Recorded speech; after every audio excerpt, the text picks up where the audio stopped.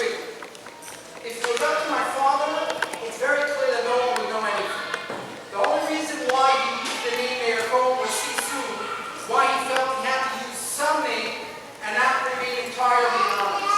What most people know is they know about the Torah Gedalim printed in the Algemeiner Journal, which had a circulation roughly at the time of 52,000 readers, depending on the year. As slowly, the later years, the Yiddish readership declined. But if you really want to break up, the general idea is his shlichus to the newspapers I would break up into 4 categories. He started with advertising the Fabregas. He continued with advertising all the things, writing articles and advertising anything that everyone was pushing for. Then he started the Torah Gedalim thing, together with in Yiddish and in English, Yiddish and the Yiddish newspapers and the English newspapers. And together with that, the next step was he started printing the Reb's Mechtap and Sisu.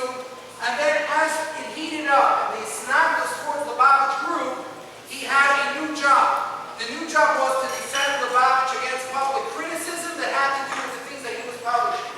So if he published a Sikha, you had a very misguided, if it was a Gesher person, it would say a Pashtuti and a Snagi. But let's just say an extremely misguided person that decided to take the money and invest it to publicly argue on the Rebbe Sikha, so it became his job to defend it, what he printed, because the argument was addressed to Meir Cohen. So we'll go through some of the steps and then we'll come right through how he fell into being responsible for a little bit leading the war in the newspapers when it came to the Tevis fiasco. We'll go through it quick, like I said. So over here you see that he didn't want to use a name, and I found many advertisements in the beginning that he didn't use a name.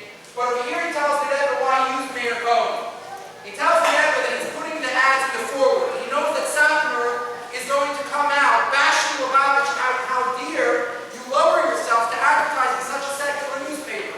So he writes to the Rebbe, I put the name Meir Cohen so that if they want to zindle someone up, they're going to zindle up Meir Cohen, which is a maniac, and advertises in a forward, but Lubavitch, his hands are clean. Lubavitch never brought this ad to such a secular newspaper, which was 100% concentrated for the eyes of Satan.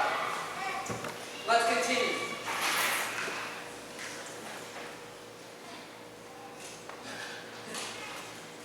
Sorry.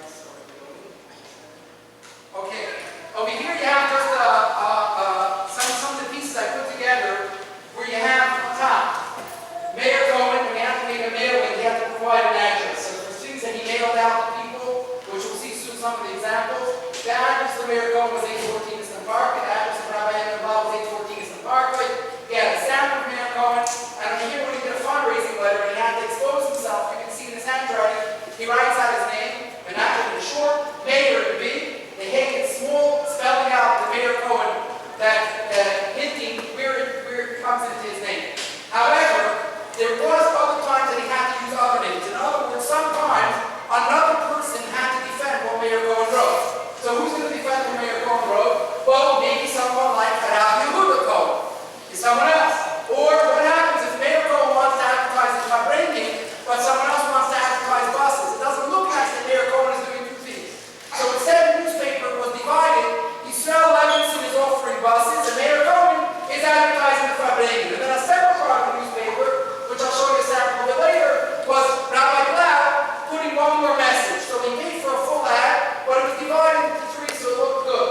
So the total, when I collected the different names, you had Menachem Levinson, which was specific for one specific war, which was mentioned in this moment. You had certain things he put on his own name. Sometimes Hayab or Mr. Cohen would back up something that a Meir Cohen wrote. You had Yisrael Levinson with the buses, and you had Meir Cohen with the Torah Gedalim and some of the advertisements. Let's continue. At this time, when he started the newspaper, the Rebbe began to address him in all his letters. He added the title Oisik B'Tzarji Sibur, and he started to receive a bottle of mashke and wine. The first time he got it, he was stunned. He looked at the Rebbe and noticed why he did it, and the Rebbe told him, just for the Torah was a different design. Okay, over here you have a full letter to him to read, to go through it, where he explains the Rebbe. You see his passion.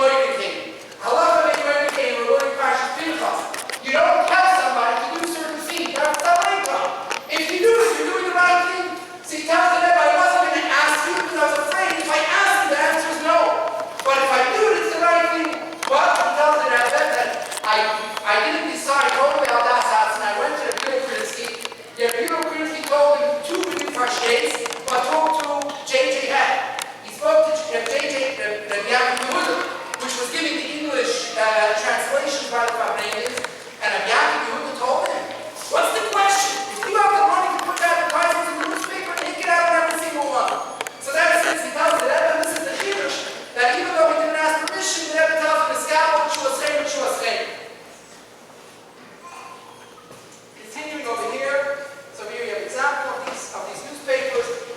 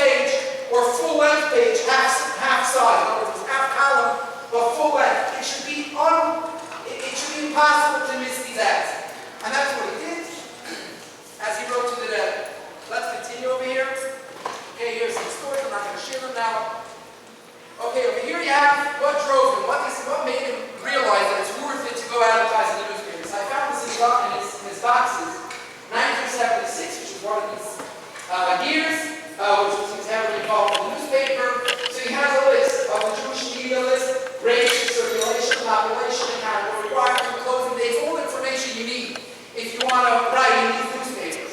So he has here the information, how much do they charge, how much is their readership, and these were public records based on how much the newspapers were actually printing. It was measured and reported. So he writes to the Rebbe as follows in his time. He tells the Rebbe like this: when I make the measurement, how much it costs, he worked in the Blau in sending out the students by mail.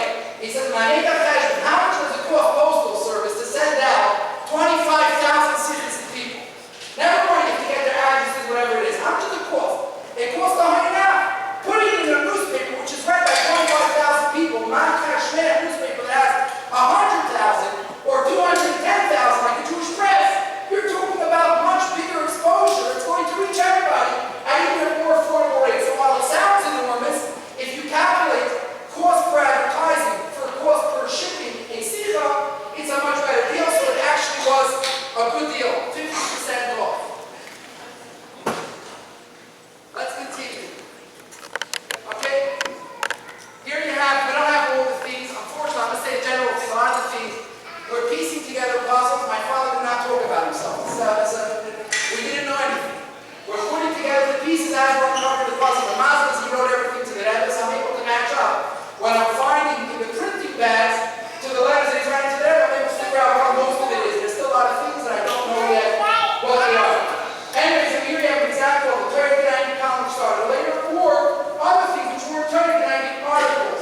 So the title of this article is Courtesy Iberzir, an overview about the Messiah's Nefesh of the Frierdiker Rebbe and his dedication to the club. Now, obviously, an article like this catches people that would skip over a Torah Gedalia. The Torah Gedalia catches people that don't read regular articles; they're only there reading Torah. So he has to present Hashem, but then we try to cover these bases. Also, once in a while, we would put in the Fabregas. So, for example, on the bottom, you're seeing not just the movie that you see the Siddur Spiders. He would take out some of his full columns. It was a Fabrega, which was full of Bayrois, and a Shakra Fabrega. So, for example, Lamed Zayin, which was a tremendous Fabrega inside the Yale Shakra, the Yud Beis Thomas. So, Lamed Zayin took out 2 full pages, putting the entire Fabrega for everybody. Let's continue. Just an example. One of his chushim was to make high caption titles. And he even had a idea from the Rebbe about it, that the titles have to make the person want to read it. So here you have an example. He's putting the Rebbe secret, which is at the time that everybody was reading out of Crown Heights. So instead of writing just the Isser about selling a shul for a guy and selling a house for a guy, he writes Goyel Isser Begam HaTipshus, and puts that in and catches the attention of people. Why is it so stupid? Why is it so ridiculous to sell your house to a guy? And with this, he would add readership to the column. Kahina the Kahina out. Okay, over here you have an example where you got, I won't go into the details over here, but this is an example where you had a people to get to prepare the Torah Gedalia to make a sefer out of it, and it was supposed to be paid for by the Rebbe or by the Maskiros. It was prepared entirely as a sefer, even with some Bayrois. You can see the Rebbe circling the Maskiros there when he submitted the first draft of the sefer. But then the point after Shavuos, the Rebbe came, not the printers. I found the whole sefer printed ready for the printer to be submitted on paper pages. There's more details to the story for another time. Continue over here. Over here, although the sefer never got printed, he did make certain kaitzim of Shakra Sichas that he printed in the columns. He would work them over, and he would send it to many different alumni. Here's where you need to use a name for a return address for the postal service. You can't send Hashivim in the mail, so you got to put a name. And this is an example. This is Shleim Sa'aretz. He had many other kaitzim like this on Miyu Yehudi or other things that he would have a major mailing list of all the influential people, both in the Torah world, modern Orthodox world, Reform and Conservative on this list, to make maximum exposure to whatever the Rebbe is talking about.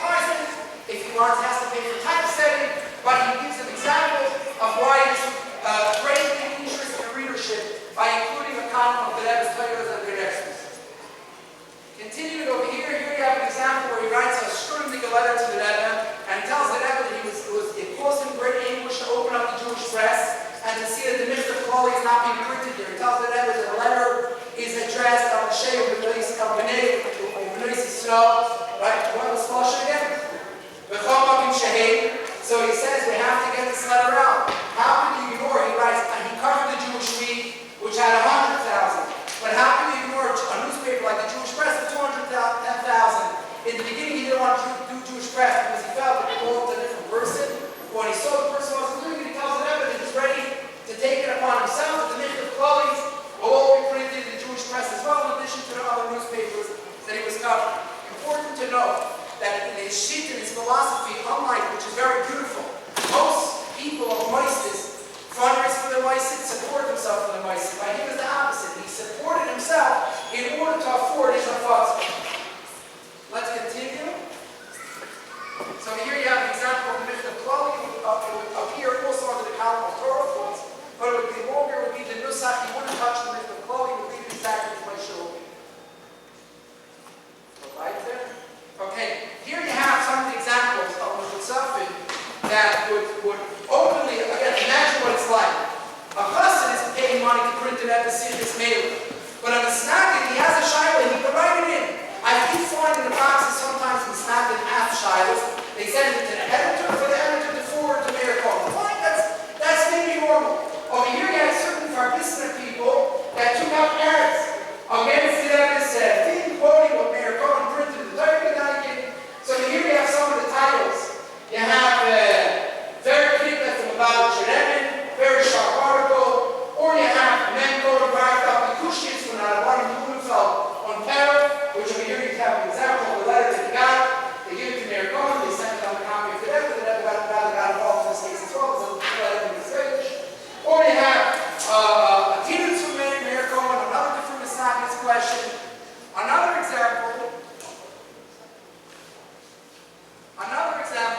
over here you have an example of a Misnagi that bashed the Rebbe's Rashi students. The Rebbe's whole Mahalik, and he said, Rebbe's being Medayik and Rashi's not Medayik, what are you talking about? So over here you have an example that's all right into it. First he wrote it up, then he said on the left, he typed it up, and then he had it the way it was set up by the newspapers to print down the title was the Brady Sky from Halerkai from Kirshasha, where he put the Misnagi in place about how ridiculous it is to think that Rashi throws extra words and the Rebbe's Rashi students have no foundation. Okay, over here you have other things, campaigns, Shleim Sardes, this is one example, there's many other examples that existed. Or the Rambam, Oisya Ish from Bnei Brak came out against the Rambam, he said, so he had his father, which was a Rav in Park, right, how he visits the entire world and sees how people are being inspired by the Rambam. And then on the bottom you have this innocent note. The innocent note is that there are those that time in Chodesh Hashanah Torah, you should know that the Sfardim have been learning Rambam for many generations on a daily basis. So it's not a thing that the Sanaya never happened before. So these are just examples of using the newspapers to promote the Rebbe states. Now over here you have a long letter with a response from the Rebbe, it's another time, where he tells the Rebbe, what about the people that don't read the newspaper? Or even people that do read the newspaper, but certain newspapers come out weekly. They come out Erev Shabbos, and if something is happening Tuesday, how do you remind the person? So he goes into long details how he covers all the bases. So if you look at this paragraph, he says, I sent out 9,000 letters. All that going to government outlets. And he writes, he covered the entire Brooklyn, Williamsburg, Borough Park, the entire Manhattan, Bronx, Queens, Long Island, the park is closer to Queens, Staten Island, the entire Monsey, New Square, Spring Valley, Lakewood, Coyote, Minneapolis, Sharp, and he tells it out the flag out regards how the last one to Skislik was more than 100 Bachrim that sat and listened to Fabrik in Lakewood through the radio. And there's more details. Okay, how do you cover the basis? So here you have an example. If you look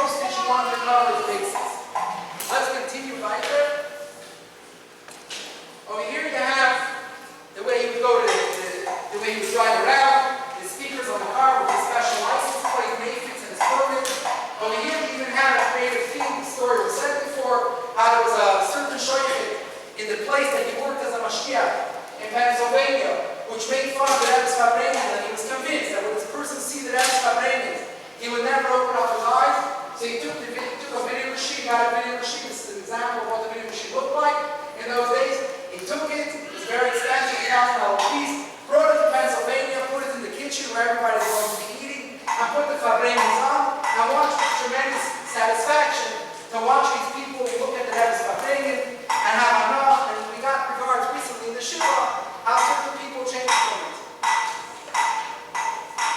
Okay, the concept. Now let's go over to the fiasco of Entebbe. So I'll just give a quick overview of what was going on. So you have, in the story of Entebbe, you have the plane that was hijacked on June 27. It was stopped at Siva. You have it was done by the Popular Front of Liberation of Palestine, and they put forth that ultimatum. They had 106 Eretz Yisraeli people, either you be free 53 Arabs, or we're killing every single person. On Shabbos, Eretz Yisrael headed out to this tremendous rescue mission, and on Sunday already the news reported how they were back with all of the hostages, besides the three that were killed because they stood up, they weren't laying on the ground with bullets. Together, one general was lost in the field. So in general, the mission was a tremendous, unthinkable success, a tremendous miracle. However, it did follow a full week of tremendous fright for the entire world, needless to say for the hostages, fearing for their life. And in addition, later on, this was up to Siva. On Chamisha Asar there was another attempt where the Arabs tried getting back. They felt so humiliated by Eretz Yisrael. They wanted to hijack another plane in Istanbul, bring it to Uganda, and this time do a lesson, and this time it was even a bigger miracle that the Blau didn't manage to do it. Now, this is what happened historically. Now let's take a look at what was happening by the fabrengens. Going over to the fabrengens, the Rebbe beforehand from already the Shkodesh year. And again, that year, Blau, even though it wasn't Sunday, the Rebbe came out on Blau, and the Rebbe introduced the 12 psukim, first 6 and then another 6. On the Shabbos of Eight Tammuz, when this mission was going on before anybody knew about it, the Rebbe spoke a lot by the fabrengen, the Mepiyolim, the Salat and the power of the 12 psukim. The Rebbe on Shabbos, Yud-Beis Tammuz, which was right after the tremendous miracle, so the Rebbe came out and restuded Miftzah Mezuzah. To be clear, Miftzah Mezuzah started already earlier. In Lamadal, which one? Lamadal, right? Miftzah Mezuzah started already in Lamadal. This is in Lamed Vav, 1976. However, after this thing that Rebbe said, that just like Eretz Yisrael is upgrading all of their security, we need to upgrade our security, and we have to make sure that people have mezuzahs. The Rebbe had another few fabrengens, a special, unusual fabrengen, Oyer Tesla Tammuz, another one called Blau Tammuz, and then the Rebbe spoke about it again on Chavav. The Rebbe came out again with the Mitzvah Kloli on Aleph Elul, on a Shloim Shevel, shkurim about the importance of mezuzahs in the Mitzvah Kloli. And the Rebbe continued that year in Tav Shalom Zayim, Simchas Torah Shabbos Bereshis, speaking about the component, besides for the importance of mezuzahs, and that everybody should know that now kosher mezuzahs puts people at risk. And all of the people that were on this hijacked plane had kosher mezuzahs. All of the people that wanted the results publicized so that people wake up about the importance of kosher mezuzahs. The Rebbe continued. The second front of this fiasco was that will come in a moment. Satmar came out that it's impossible to call this a miracle. It was just a heroic mission. So that became part 2. That the Rebbe said, how you talking that the Yibusher made such a mess, and people are calling it Teva. And we'll come quickly just to these details on how it played out in a moment in the paper. So Satmar came out with these things. And you have to understand this quickly. Satmar is anti-Zionist. Satmar felt that Eretz Yisrael has no right to exist. So if Arabs give you a demand that you should release 53 prisoners, of course you got to do that. You have no right to do it in the first place. So the Satmar came out that A, the English there wouldn't do a miracle through secular people like the Zionists. B, it was very wrong and stupid of them. They're responsible for the fact that 4 people got killed, because if they would have given you an ultimatum, this would have never happened. C, they continued. They were the Chal Shabbos for Hesia. I can talk about the guy on planes to do a rescue mission on Shabbos was Chil Shabbos, unprecedented Chil Shabbos in front of the entire world. And it continued going on that this is nothing more than Teva and a tremendous Chil Hashem. The Rebbe took a tremendous offense to this. He did it. The Rebbe felt this is a tremendous, besides the details of the consequences, which is too short to talk about it today, it seems that Rebbe felt this, if we don't acknowledge this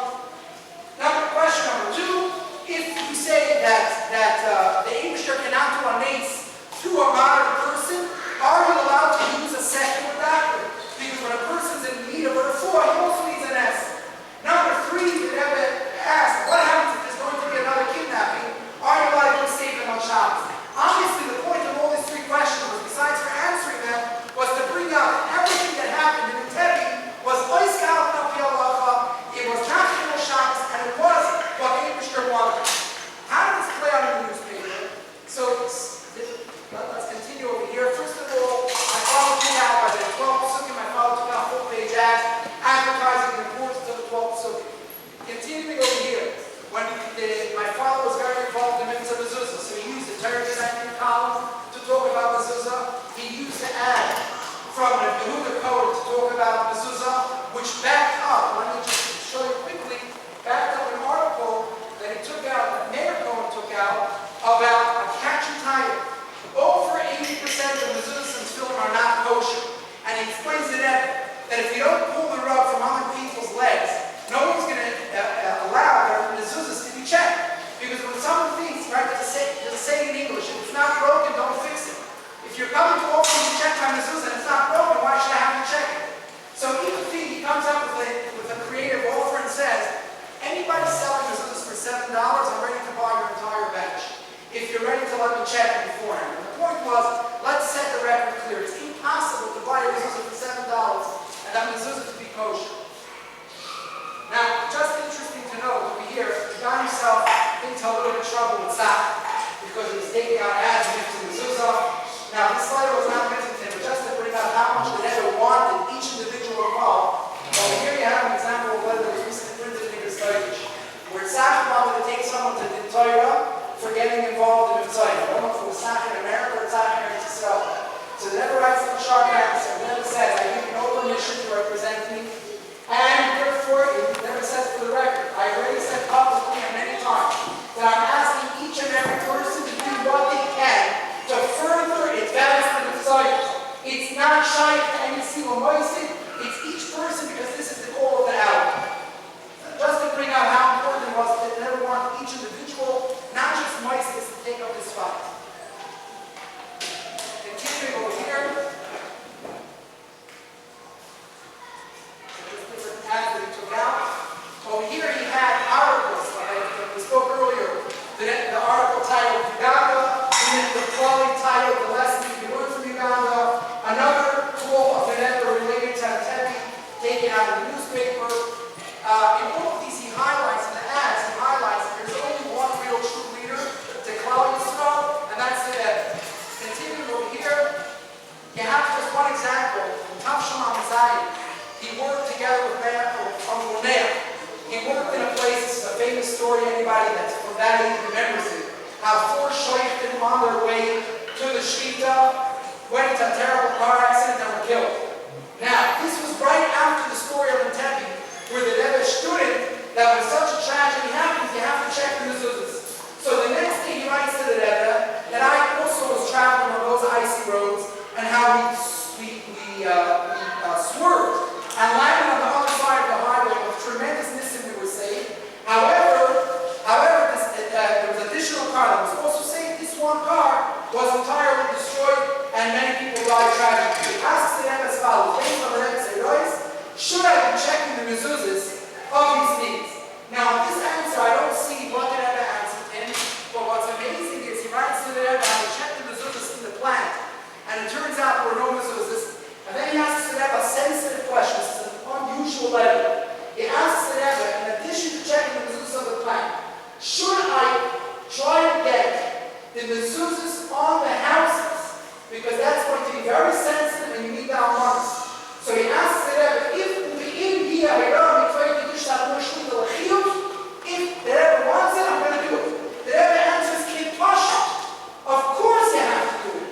It's according to Shulchan Aruch. When the mazel is Easter Mazal, obviously you should go ahead and do it. Right there? Okay? Here's where, when it came to whether it's a mace or it's not a mace, he took to the newspapers, challenged them, when she finds the openly to come out of the Psak, because they never spoke about babies. How old they're running, do not want to come out openly because they don't want to get involved in the fight between the Balash and Satmar. He challenged the Satmar to running. How can you say that this is not a miracle? How can you celebrate Chafal of Kislev, etc., etc.? He writes to the Rebbe how he did this. This is where he used a new name called Levinson, who lives in Manhattan, New York, New York, and this was life-saving because this one was actually risking his life in every sense of the way. But this student that he had in the newspapers for a few weeks beforehand made the results, and even though at the time not so many people knew that Moshe gave out upset, but today we see in Moshe that the people of Koil Mir approached Moshe and asked Moshe, what's the difference to go back to God? Now think to yourself, why would the people in the Mir Koil wanting to know what's the difference to go back to Uganda? Do you make Barashas and ask Maseh? Because in the newspapers it was challenging. What's that law? It wasn't messing with us. So the Koil that everyone wanted to look there with himself and get upset, and that's what was accomplished. Let's continue. Here's another one. Another field that I've added that was based on Chira. Over here you see citing an article written about the importance of us building the Beis Hamikdash. And over here I'll just conclude this in the Santa Medrash that Mendel Loeb caught my attention to, that most of all this that we shared just now, and there's much more. We focused over here on 3 years. There's many, many more things that we're putting together. Most of this thing was concealed 100%. My father didn't talk about it, and I can even add, he probably didn't think about it either. It was just done. It was insignificant, wasn't worth talking about in public. By the way, to bring out just how unique personality was, when he was interviewed, he was pushed by Beis Mashiach and by Uncle Eli to give out some of his Yechidasim. What did he put out? He put out stories that didn't necessarily give him honor. He brought out stories and he highlighted stories that everybody should learn a lesson from. One of the stories was how he accidentally lied to the Rebbe, and the Rebbe called him out. So it's just so unique how he had no problem bringing out how he lied to the Rebbe, which the regular person would make sure that should never be told to anybody. But all these in Yonim, in Gaza not to say a word. When did we find him? We found him right after he passed away in a very shocking way. We didn't expect any of this survival of the fire. We see a lot of these letters were destroyed. We still are missing a lot of letters. But Mendel Loeb bumped into a Medrash, and I found this Medrash very insightful. That the Medrash actions on the pasuk V'ha'yu Shamoya Tishma. What is the double Lashon Shamoya and then Tishma? So the Medrash says as follows: Davar Acher Shamoya Tishma Hashmiya Talmud Chalafnei HaKadosh Baruch Hu.